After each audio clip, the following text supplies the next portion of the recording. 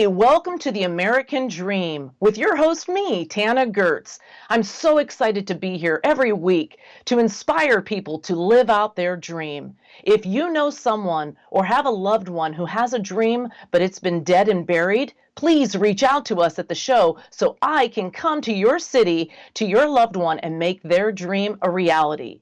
This show is all about Americans all across the United States who've had their dreams come true. And I'm so excited to introduce our guest for this evening, Rita Norman.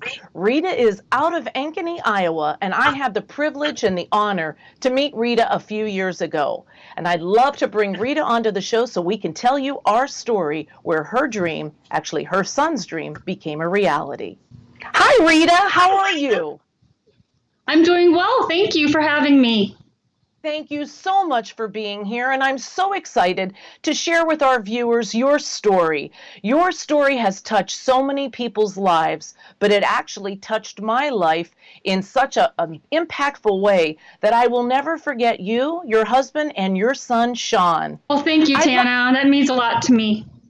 Well, thank you. And I'd like to tell our audience exactly how we first met and what the journey that we went on together was all about. So let's start with the top. Let's start at the top. When I first heard about your family, it was on the news station, the local television station, and I was so touched by the story. And the story was that your son had a terminal illness and that he had some dying wishes. And one of the wishes was to go see Star Wars. And his second wish was to meet Donald Trump, his idol. And I had seen in the story that his dream was coming true, that your husband and yourself were able to tap into your resources and get the community behind you all to make Shawn's first dream a reality and get him to see the Star Wars movie. For patients, one night in the ICU is one night too many. This is the worst time of their lives. The guy in room 5 only knows he's somewhere in the triple digits. It's a genetic disease that I possess. Shawn Norman is 28. He was a kid when doctors first said Noonan syndrome. It can make you tired, it can make you weak, it can make you face death. It's all heart related, it's very complicated, it's not very well known. Other than you spend a lot of time dreaming what you do when you get out of the ICU. Shawn's mom couldn't single-handedly grant his first wish, electing Donald Trump. But a couple paramedics helped her with another, busting him out right past the whiteboard where his big goal still read, get out of here to see Star Wars. That's kind of been a goal of his. Every time he starts feeling down or whatever, we point at the board, go, hey, we got to get out. We got a couple more days. We're getting close. Saturday morning, just after sunrise, I'll see you up there, okay? Shawn got a chauffeured ambulance ride to Ankeny's Springwood 9, where they'd reserved one entire theater for the guy who was living, it seemed, to see this movie. Star Wars was his anchor, his drive. It's gotta get to see Star Wars. Tell me when. Yeah? Okay. With his bed adjusted in the aisle and 26 loved ones surrounding him, I'm thankful. the curtain rose and the coming attractions started, which hurt. It does. It does. Because Shawn had made it clear this movie would be his last. So that's what we're doing. That's his wish, is to go home. He's tired of being poked and prodded, and he just wants to go home. By the time his face flickered with the return of his favorite character, I like Han. the hospice nurse by his side had already officially taken over. The best way to do it. They were telling themselves, this is what he wants. It's tough, but I have to fulfill his wish. I have to. For 2 hours and 16 minutes, the guy who's already decided to donate his body to science soaked in every frame. We're making memories, and not everybody gets to do that. Once the lights came up, the guy on the stretcher was so exhausted, he mustered only a 2-word review. Not bad. And a few final hugs. Okay, shall we get you home? Okay. All right, let's get you home. Where the guy who's only 28 wants his story to end. It's his call. But it was the second part of his dream that intrigued me and made me realize I needed to get involved. Do you remember the evening that you got the call, Rita? I do remember. Would you tell our audience what actually transpired from what you didn't know, me watching that episode of the interview, and then you receiving the phone call that you'll never forget? I recall you calling me and letting me know that you thought it would be possible for my son Shawn to be able to meet Mr. Trump. And I talked with Shawn. He was so excited. Mr. Trump has been an idol of his for many, many years, ever since the very, very first Apprentice came on. He idolized him and wanted to meet him. And I called you and told you that this was going to be my mission and that we were going to make this happen. And you relayed that to Shawn, and the rest of the details were in my hand. So I immediately called Donald Trump and said, you have to meet this young adult, this boy who's fighting for his life, and this boy who has one of his dying wishes is to meet you. And if I'm not mistaken, would you tell the audience about the phone call that Shawn received that evening at 9 p.m.? Mr. Trump called Shawn. They talked for several minutes on the phone. To be honest, that night is a blur to me, but I know that Shawn was really excited about talking to him. Well, I know that Mr. Trump was very excited about speaking with him, and he was very humbled that Shawn would want to meet him. A lot of people who are in Shawn's situation have a lot of other requests when their life gets close to the end, and he was humbled, he was touched, and he felt a huge responsibility to make that dream become a reality. Yeah. And so I knew that I needed to actually, if you wouldn't mind, or I can, but if you wouldn't mind letting the audience know the time frame that was placed on Shawn's life, I remember being very, very small. So I knew I needed to act quickly. Could you let the audience know the time frame that I was working within? Actually, since he was in hospice care, we didn't know how long he had. The doctors had given us a week when he came home in December. We went to see the movie, came home, and we honestly thought that we wouldn't see him the next morning. But he persevered, and he kept going because he had dreams that he wanted fulfilled.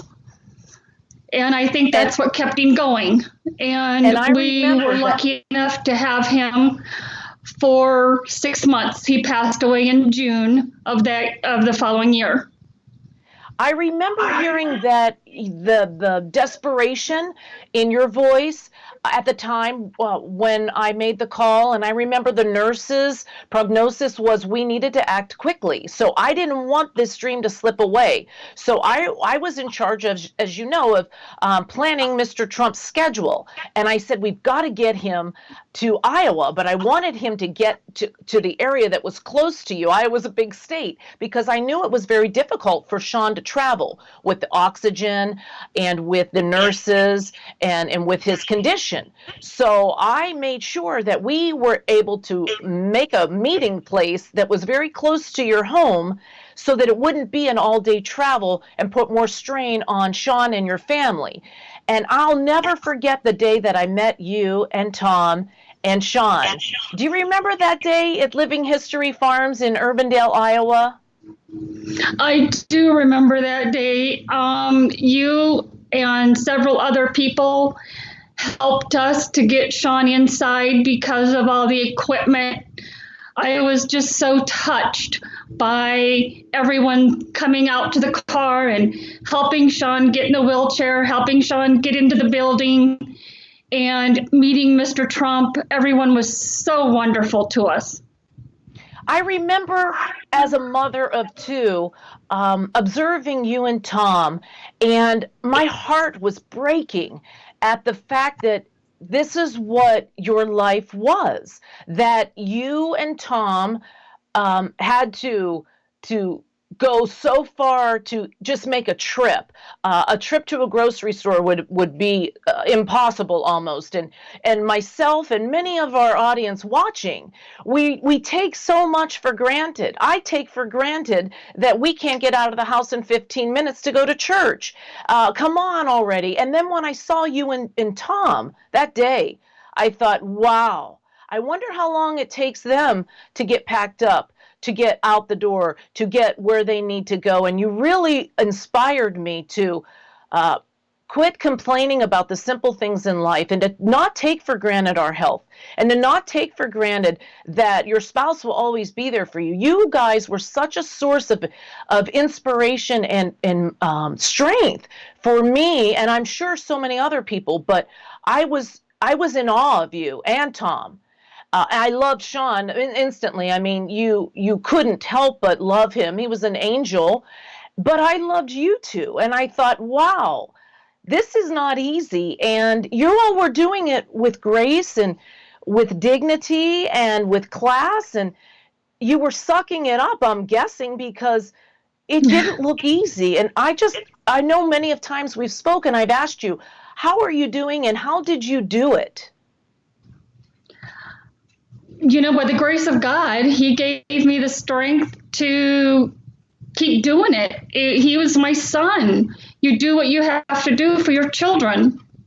Absolutely. Absolutely. And a lot of couples wouldn't endure, Rita.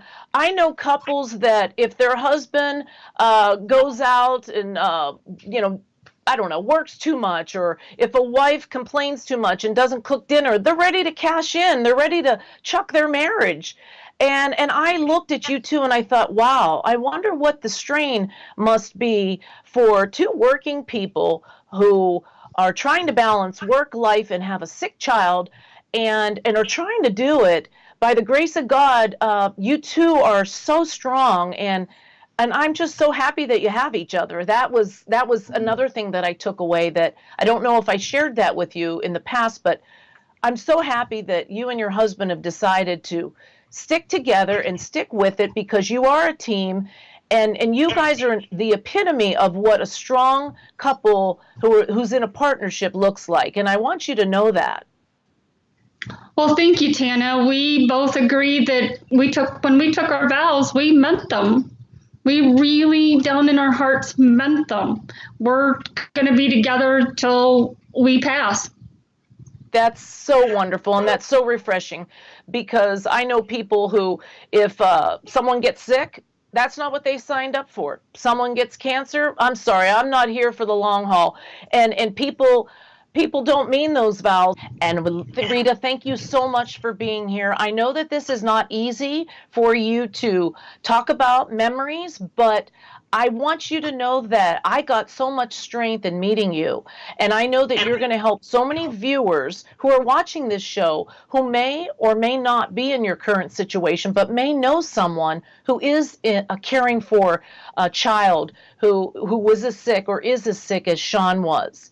And if you could let our audience know how you did it and what it was like to see your son live his life at the very end, achieving the dream or receiving the dream that he always wanted, and what that meant to him, and what you would say to anyone who has a dream.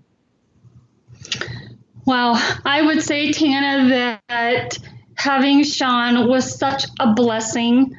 I knew when he was 2 months old, he was clinically diagnosed with Noonan syndrome. And I knew it was going to be difficult. I knew that it was going to be a very hard road. I still don't know a lot about it. I know that it has a lot to do with the anomalies on the internal organs, with the heart, lungs, everything that's really important inside. He had bleeding issues. He had so many issues. By the time he was 12 years old, he had already had 12 corrective surgeries, and many, many more since then. But the last time when he got sick, he said, "Mom, I'm done.